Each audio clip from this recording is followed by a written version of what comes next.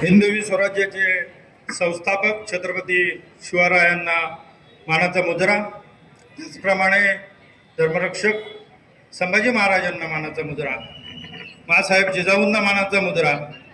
ज्या गावातून मी येतो आणि ज्या पूर्वजांनी माझे किल्लेदार होते अशा मनोहर मन संतोषगडाच्या पायथ्याशी आणि त्या किल्ल्याला माझा मुजरा.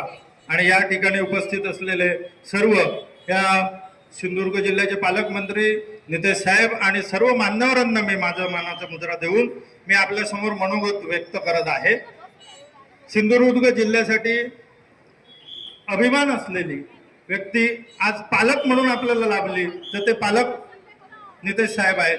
खऱ्या अर्थाने पालकत्वाची जबाबदारी त्यांनी कशी पार पाडली असेल तर प्रत्येक वेळी त्यांना आपला जिल्ह्यातील जनता आणि आपण सर्वजण जो समाज असेल म्हणजे देश, धर्म, समाज आणि सिंधुदुर्गच्या जिल्ह्याच्या जनतेसाठी आपला आयुष्य म्हणा किंवा आपले प्राणपण वेचण्याची ज्यांची सातत्याने तयारी असेल असे आपले सिंधुदुर्ग जिल्ह्याचे पालकमंत्री नितेश साहेब यांच्यासाठी आपण जोरदार टाळ्या वाजवल्या पाहिजेत.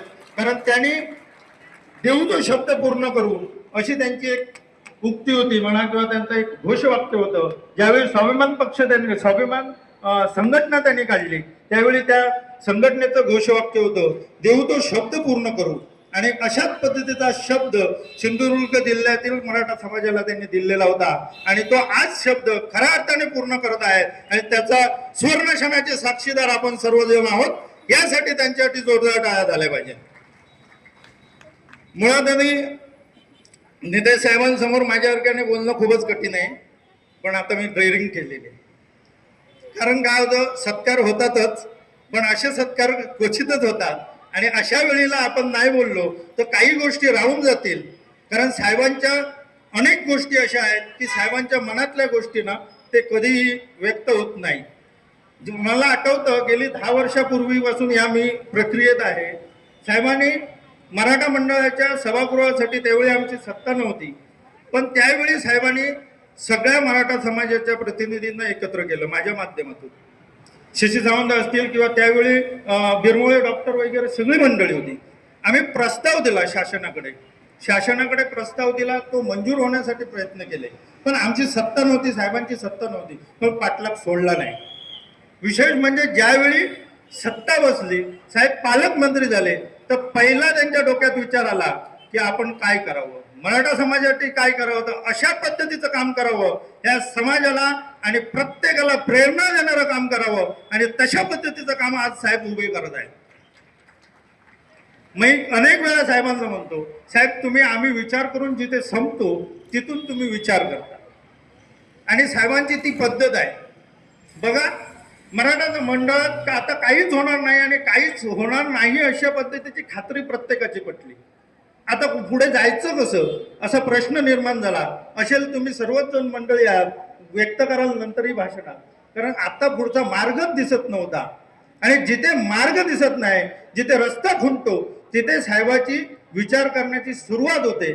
साहेबांनी पहिल्यांदा मंत्री झाल्यानंतर विचार केला की आपण स्वतंत्र मार्ग निर्माण करू आणि मराठा समाजाला, संपूर्ण समाजाला, मराठा समाजासमवेतच इतर समाजालाही सुद्धा प्रभावात आणायचं असेल आणि कणकवली शहराची जी सांस्कृतिक भूक आहे ती जर पूर्ण करायची असेल तर या ठिकाणी स्वतंत्र असं उत्कृष्ट आणि सर्वोत्कृष्ट अशा पद्धतीचं सांस्कृतिक भवन झालं पाहिजे आणि त्यासाठी ते झटत होते आणि आज त्याची सुवर्णक्षणाचे साक्षीदार आपण सर्वजण होत आहोत. सत्ता येतील, सत्ता जातील, अनेक लोक आजपर्यंतच्या प्रवाहात येतील, अनेक लोक परत जातील सुद्धा, पण नाव राहील.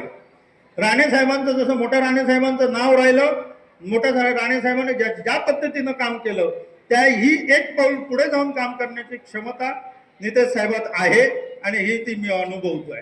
आज साहेब या ठिकाणी जो आपण आता भूमिपूजन जे केलं आहे त्याचा जो मराठा सांस्कृतिक भवन जे उभं राहणार, तुम्ही कल्पना करा त्याच्या किती व्याप्ती मोठी आहे.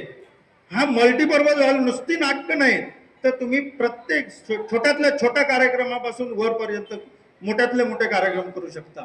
असं इतका तो उत्कृष्ट असेल. या ठिकाणी विद्यार्थ्यांचं MPSC UPSC पासूनचे सगळ्या प्रकारची शिक्षण देण्याची व्यवस्था या ठिकाणी असेल, या ठिकाणी अशाच पद्धतीचं आर्ट गॅलरी असेल. साहेब आर्ट गॅलरीची संकल्पना साहेब स्वतः आपल्या भाषणात मांडतीलच, पण मी तुम्हाला निश्चितपणाने सांगेन की सिंधुदुर्ग जिल्ह्यात साहेब एकूण 38 गड किल्ले आहेत. 38 गड किल्ल्यामध्ये असे विजयदुर्ग म्हणजे दुर्ग किल्ले आहेत आणि गिरिदुर्ग किल्ले आहेत आणि भुईकोट किल्ले आहेत. आता भुईकोट किल्ले आहेत ना साहेब, भुईकोट किल्ल्यामध्ये जर विचार केला तर कुडा आहे, खारेपाटण आहे, नांदगाव आहे, आपलं कोटकामता आहे, जसा बांदा आहे, नांदगाव आहे, भुई, हे सगळे जी आपले गावं जी आहेत ना, कोणकापते, कोकिसरे, ही सगळी भुईकोट किल्ल्यात येतात.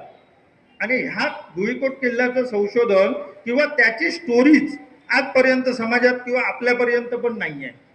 मी विनंती करेन साहेबांना की या मराठा समाजाच्या स्मारकात अशा दुर्लक्षित राहिलेल्या प्रत्येक घटक म्हणजे जे काय किल्ले असतील महाराजांचे 38 किल्ले सिंधुदुर्ग जिल्ह्यातले दुर्लक्षित असलेल्यांची देखील स्टोरी किंवा त्यांचंही एक वेगळ्या पद्धतीची माहिती या ठिकाणच्या सांस्कृतिक भवनात उभी निर्माण करून दिली जावी, जेणेकरून जो पर्यटक येईल, जो शिवप्रेमी येईल, तो इथे भेट देईल आणि त्याला लक्षात येईल की या सिंधुदुर्ग जिल्ह्यात मला कुठे कुठे शिवप्रेमी म्हणून भेटायचं आहे, कुठे कुठे मला जायचं आहे. अशा पद्धतीचं मार्गदर्शक असं मराठा सांस्कृतिक भवन उभं राहावं अशी आमची तुमची सर्वांची इच्छा आहे आणि ती इच्छा नेते साहेब निश्चितपणाने पूर्ण करतील अशी आपल्याला सर्वांनाच खात्री आहे. या ठिकाणी खूप काय बोलण्यासारखं आहे, पण आता मी आवर्त घेतो, कारण ज्या पद्धतीनं आपल्याला कार्यक्रम थोडासा मिसअंडरस्टँडिंग किंवा थोडासा झाला आणि मराठ्यांचा कार्यक्रम असा झाला नाही तर साहेब म्हणाले तसं की तो मजा येत नाही, त्यामुळे थोडा होणार असतो, कारण प्रत्येकी मराठ्यांचा कार्यक्रम म्हणजे तसंच आहे. पण आपण तो मोठ्या मनाने स्वीकारला, ज्यांचे सत्कार झाले त्यांनी मोठ्या मनाने स्वीकारले, कोणाचे नाही झाले तरी आपला झाला असं तुम्ही गृहीत धरला, त्याबद्दल मी तुमचं ऋण व्यक्त करतो. ज्या काही चुका झाल्या असतील त्या सगळ्या मी माझ्या आहेत असं समजतो आणि त्या मी माझ्यावर घेईल. पण जे काय असेल, जे चांगलं होईल ते तुमचं सर्वांचं असेल, ते नेते साहेबांच्या मार्गदर्शनाखाली असेल, मोठ्या साहेबांच्या मार्गदर्शनाखाली असेल आणि अशाच पद्धतीनं आपण पुढे जात जाऊ. समाज ज्यावेळी एकसंघ राहील त्यावेळी एक वेगळ्या पद्धतीचं काम होईल, मोठं काम निर्माण करेल. सिंधुदुर्ग जिल्ह्यात अशाच पद्धतीचं सन्माननीय नारायण राणे साहेब आणि सन्माननीय निलेश साहेब यांच्या नेतृत्वाखाली आणि त्यांच्या मार्गदर्शनाखाली आपण एक भव्य दिव्य असं काम करून दाखवूया आणि समाजाला प्रेरणा देणारं काम करत राहूया अशा पद्धतीचे मी आवाहन करून मी माझे 2 शब्द संबोधतो. जय हिंद, जय महाराष्ट्र.